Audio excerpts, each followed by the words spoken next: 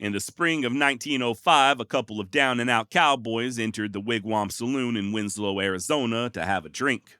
The pair soon forgot their thirst, however, upon spying a game of dice in progress, and, well, they decided to go ahead and rob it right then and there. What followed was a deadly pursuit, literally to hell, a bloody gunfight, and an Old West Lazarus rising from the grave for one final sip of whiskey. My name's Josh, and you're listening to what I think is a pretty unforgettable episode of the Wild West Extravaganza.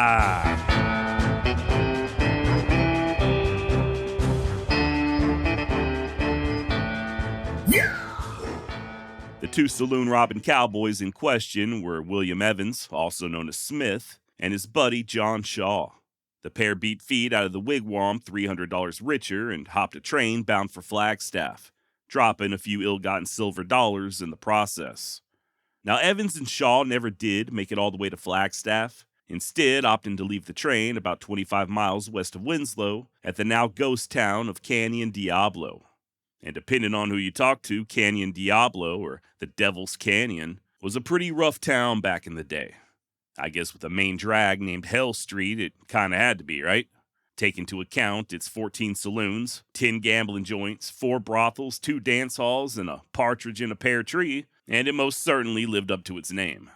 And yeah, I did add in the partridge for good measure, but I think you get my drift. But just in case you don't, the story goes that Canyon Diablo's first town marshal was sworn in at 3 p.m. and buried just a few hours later at 8 p.m. 5 additional marshals followed, all killed in the line of duty, with the longest lasting all of just 1 month.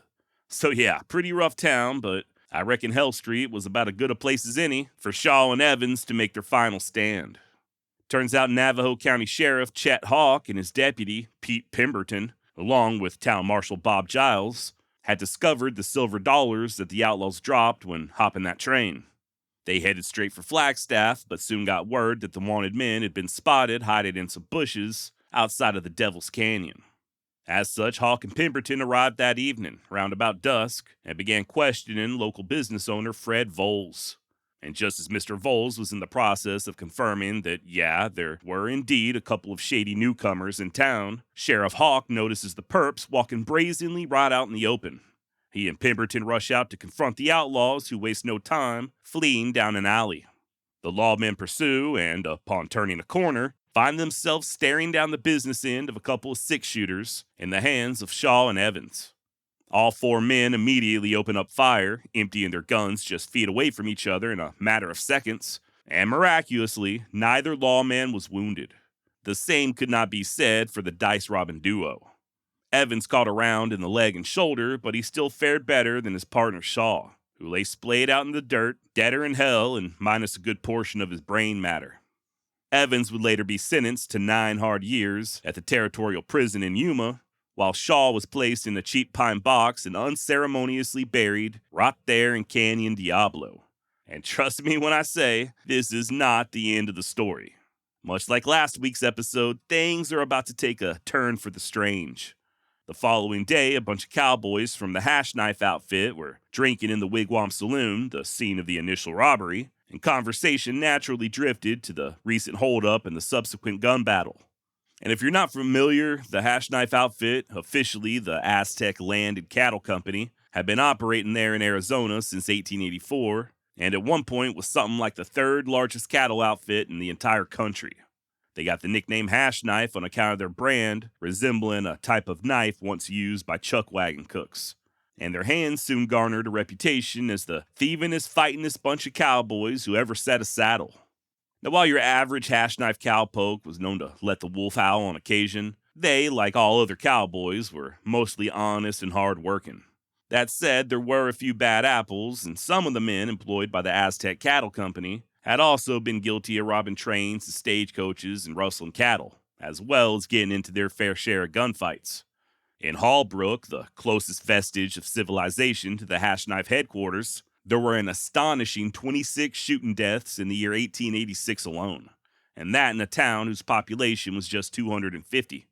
Tom Pickett, one-time compadre of Billy the Kid, was a noted Hash Knife cowboy, as was Burt Mossman, who we just discussed in the recent episode on Ed Scarborough. Prior to Burt becoming the first captain of the Arizona Rangers, he was employed by the Hash Knife Bunch to help put an end to the rustling, which he did by firing 52 of the 84 men on the payroll.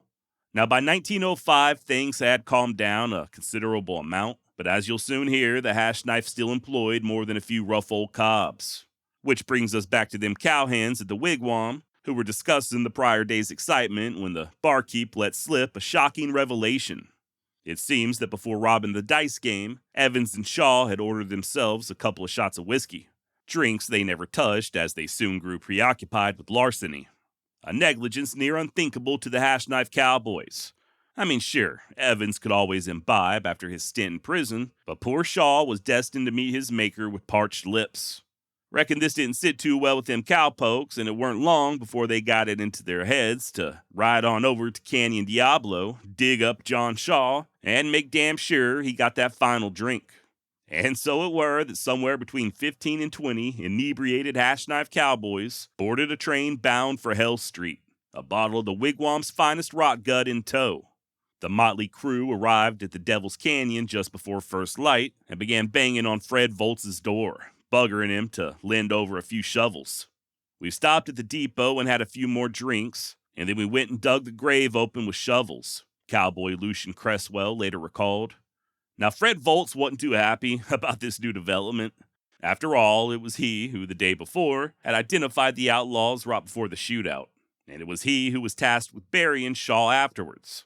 Now, not even 24 hours later, he had to sit back and watch as a bunch of wild-ass cowboys dug up a corpse just so they could give him a drink.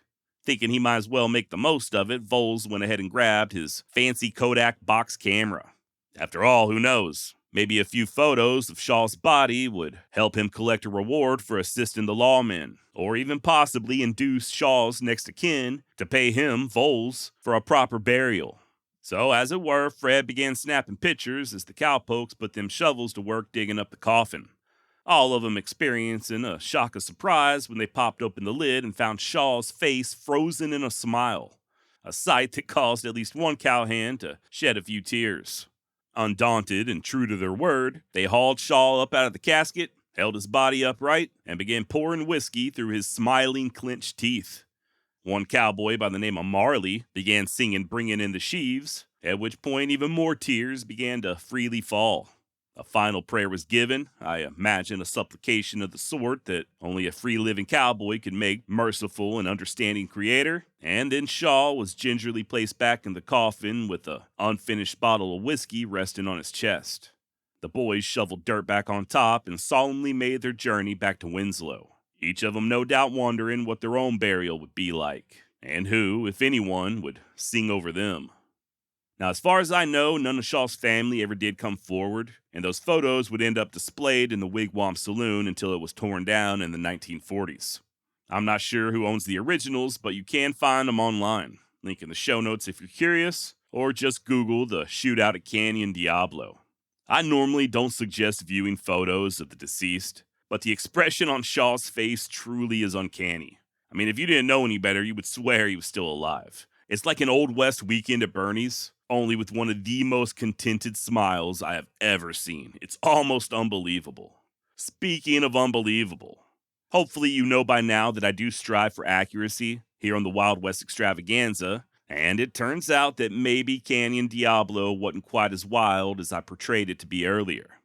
Don't get me wrong, the gunfight I just described definitely occurred, as did the unearthing of John Shaw for that last drink. All of that was true. The other stories, though, the ones talking about the various town marshals killed in the line of duty, and the abundance of saloons and the other denizens of vice, well, those just might have been the imaginative musings of a fiction author by the name of Gladwell Richardson. Why he felt the need to embellish, I do not know, as the true story of Canyon Diablo is absolutely wild, in my opinion at least. There may or may not have been a succession of town marshals killed, and Canyon Diablo may or may not have been lined up and down with whorehouses and gambling joints. And there may not have been a bunch of gunfights in the streets, as people like to believe, but there was at least one deadly gunfight there, and it did result in one of the craziest stories I've ever heard. The final toast of a down-and-out cowpoke gone wrong by the name of John Shaw. You may be interested to learn that just 7 months after the gunfight, Deputy Pemberton was in the Wigwam Saloon, the same establishment where this whole damn thing got started, and drinking with Winslow Town Marshal Bob Giles, the feller who had previously helped him find them silver dollars by the train station. The two lawmen got into an argument about what I do not know, but it resulted in Pemberton drunkenly and fatally shooting Marshal Giles. Pemberton was found guilty and sentenced to 25 years at the prison over in Yuma, the same one where William Evans, the man who he had shot and helped capture over at Canyon Diablo, was also doing time. No word on how they got along behind bars, but I gotta assume it made for some awkward conversations in the prison yard. Unfortunately, I don't know what became of either man later in life. Pemberton did not end up serving anywhere near his full sentence. He got a pardon after just a few years, and all Evans had to do was less than a decade, so I can only assume they both breathed air as free men once more.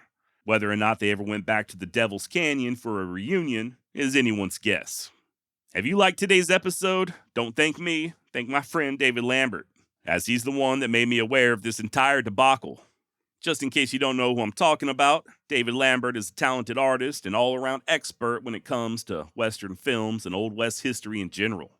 I'm fully aware that he does not like the term expert, but when it comes to this type of stuff, especially his encyclopedic knowledge of Westerns, there is just nobody better.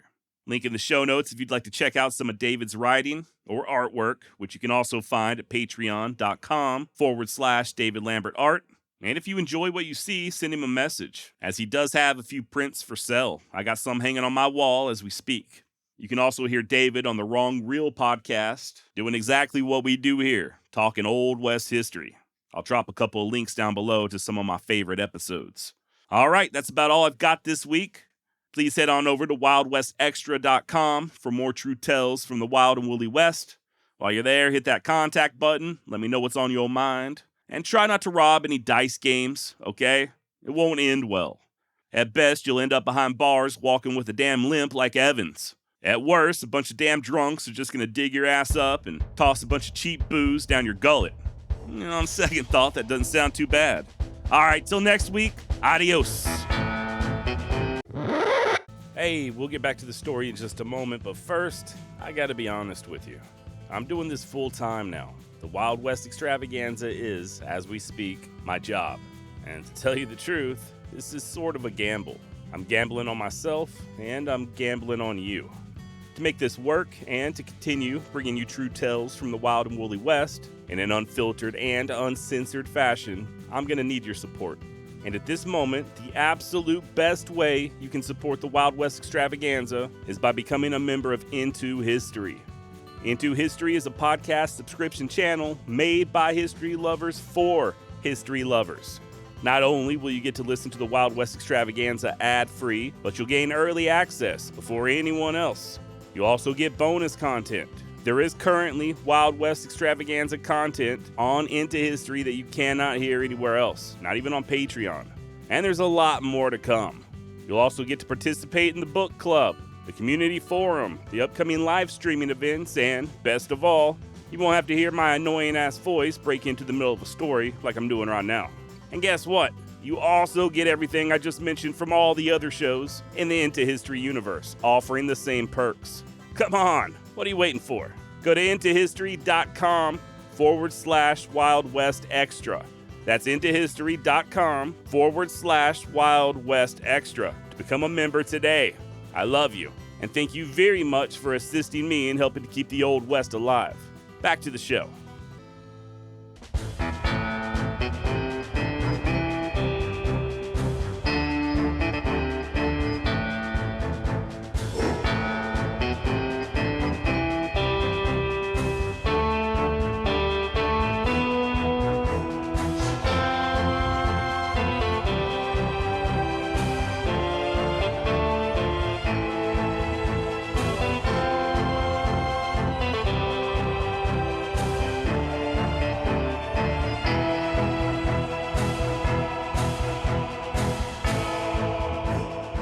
Merciful and understanding Creator,